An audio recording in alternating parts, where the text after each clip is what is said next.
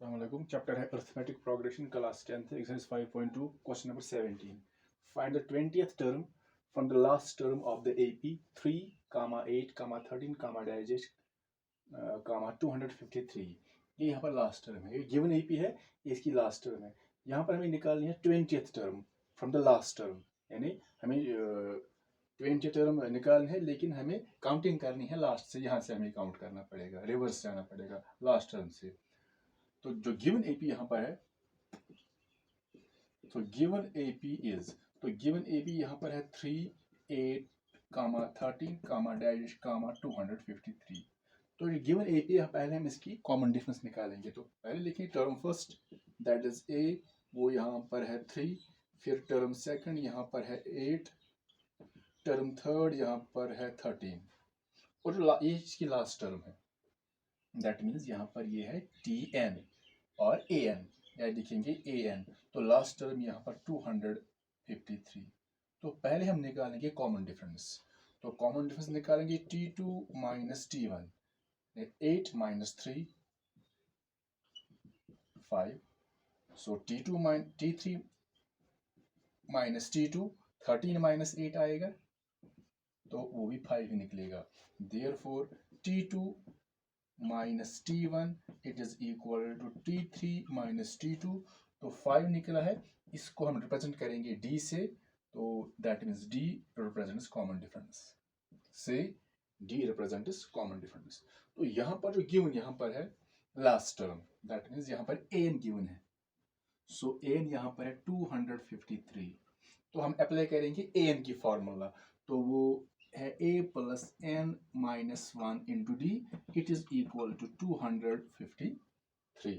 तो यहाँ पर वैल्यू डालेंगे a के बदले यहाँ पर है 3 प्लस n माइनस 1 ऐसे ही रहेगा, इंटू डी, कॉमन डिफरेंस 5 है, इट इज इक्वल टू 253. अब हम यहाँ पर n का वैल्यू निकालेंगे. तो पहले हम 3 को ट्रांसपोज करेंगे, उसके बाद 5, उसके बाद -1. तो पहले n माइनस 1 इंटू 5 ऐसे ही लिखेंगे, n minus 1 into 5 it is equal to 53. तो यहाँ पर है +3, यहाँ पर जाएगा -3. So again n minus 1 into 5 is equal to, so 253 minus 3, that is equal to 250. Now n minus 1 अभी मल्टीपल 5 है, इसको ट्रांसपोज करेंगे 250, ये मल्टीपल यहाँ पर डिवाइड बन जाएगा. So again n minus 1 is equal to, divide करेंगे 250 को 5 से, तो यहाँ पर 50 मिलेगा. Now n is equal to 50, तो -1 यहाँ पर जाएगा +1. So n is equal to 50 plus 1, that is 51. So n is 51. That means जो यहाँ पर गिवन एपी है, इसमें टोटल 51 टर्म्स हैं, लेकिन यहाँ पर निकालने हमें 20 टर्म, लेकिन वो हमें काउंट करनी है लास्ट से. तो अगर हम यहाँ पर लिखेंगे for example T20 means 20th term, लेकिन वो हम काउंट करते हैं फ्रॉम द स्टार्टिंग. कोई भी जैसे T1, T2, T3, T4, T10 लेंगे, लेकिन वो काउंट करते हैं स्टार्टिंग से. लेकिन यहाँ पर जो है 20th टर्म निकालनी है, लेकिन हमें काउंट करना है फ्रॉम द लास्ट. तो पहले यहाँ पर देखेंगे जो 20th टर्म लास्ट से काउंट करेंगे, जो 20 टर्म होगी, तो वो स्टार्टिंग से कितनी टर्म, कौन सी टर्म होगी. फॉर एग्जाम्पल अगर यहाँ पर है कोई एपी 5, 10, 15, 20, 25, ये एक एपी है. तो अगर यहाँ से काउंट करेंगे 1, 2, 3, 4, तो 10 जो है ये फोर्थ टर्म है, लेकिन फ्रॉम द एंड. लेकिन जब यहाँ से देखेंगे तो सेकंड टर्म है.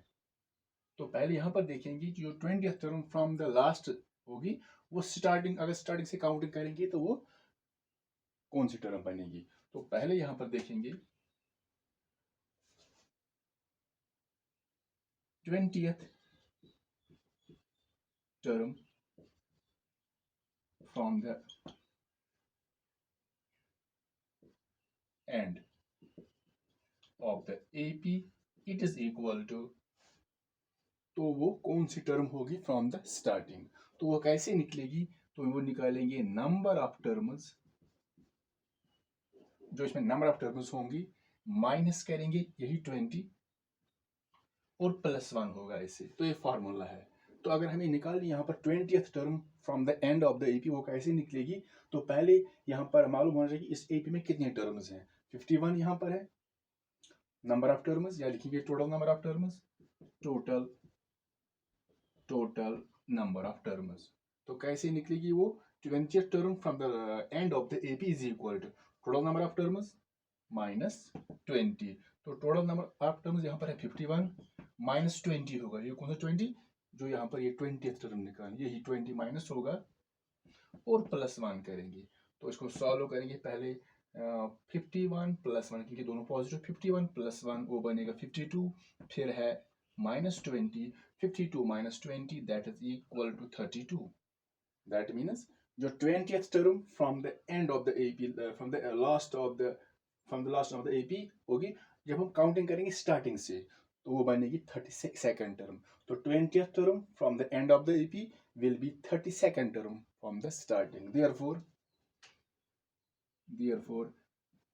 20th term जो होगी from the last term of the AP, it is equal to 32nd term from the starting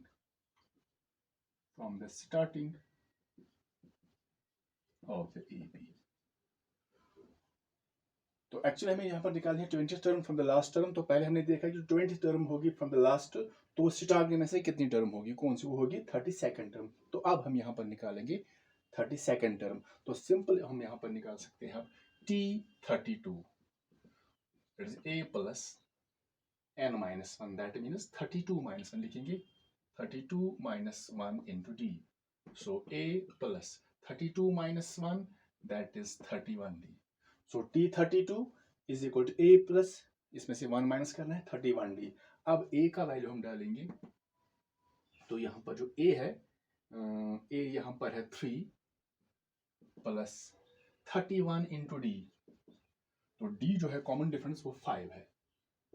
सो 3 पहले मल्टीपल करेंगे, 31 इंटू 5, 5 1 ज़ा 5, 5 3 ज़ा 15, that is equal to 155 plus 3 that is 158. So the 32nd term of the AP will be 158। अगर हम last से counting करेंगे तो यही टर्म बनेगी इसकी 20th टर्म। तो हमें निकालते यहाँ पर T32, तो ये बन गई इसकी 32nd term. Therefore 20th term from the last